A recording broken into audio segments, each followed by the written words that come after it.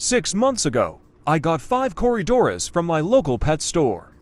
Today I have 8 Corydoras and they started to breed without me helping at all.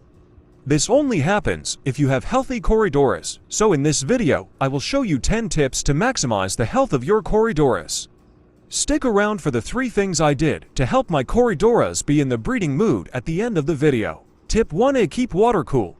Corydoras in general don't enjoy in super tropical water as other fish like cichlids, discus, and bettas. Corydoras vary between the type of Corydoras, but for majority of Corydoras will thrive in temperatures 75 to 79 degrees. So as you can see, the ranges really matter depending on the Corydoras.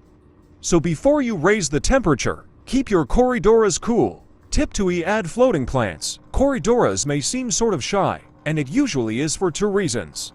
The first reason is because the light is on for too long or too bright. If your light is on for more than 8 hours, turn it off. I turn my on from 10 in the morning to 5 in the evening. If your light is too bright, use floating plants. Floating plants help block out lots of light and help control nitrate levels. If you don't know what to get for your tank, red root floaters and salvinia are probably the best options for you. Tip 3: keep them in groups. The second reason they could seem shy is because they are just lonely. Corydoras like to school in groups of 6 or more. That doesn't mean to panda cories, to bronze cories, and to pygmy. They need 6 at least of their same species so they have a school.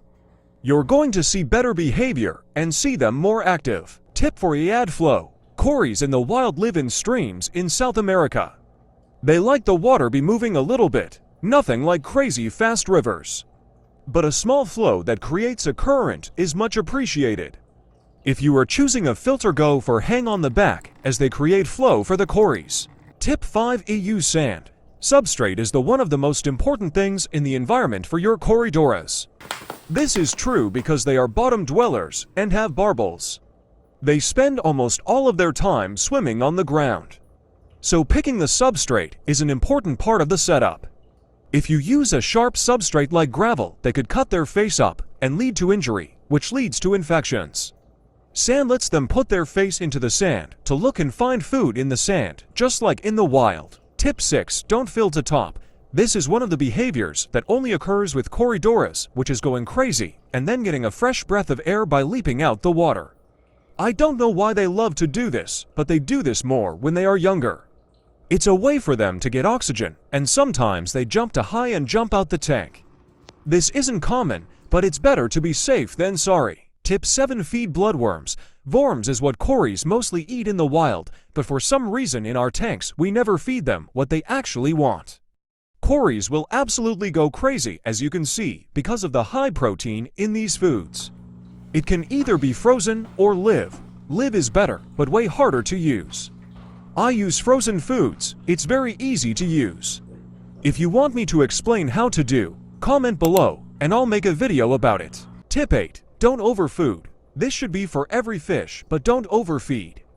You don't need to feed them for an hour. Feed them a pinch of flakes, and if you're feeding bloodworms, use half a cube for every 6 cories. Tip 9: cold 50% water changes. These are the 2 tips that made me go from 5 cories to 8 cories in 1 month without ever doing anything to help them breed. 50% water changes that are 2 degrees colder. This replicates the rain season, which happens every 6 months in the Amazon.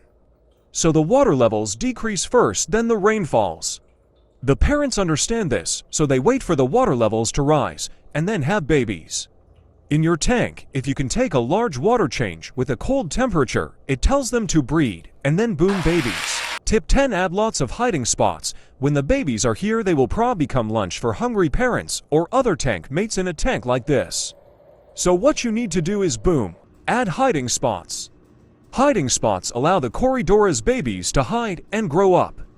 The best plants for them to hide in are Java moss and Amazon swords. These are my top 10 tips. If you're looking for a centerpiece fish to go with your Corydoras that is colorful, peaceful, and full of personality, check out the video next.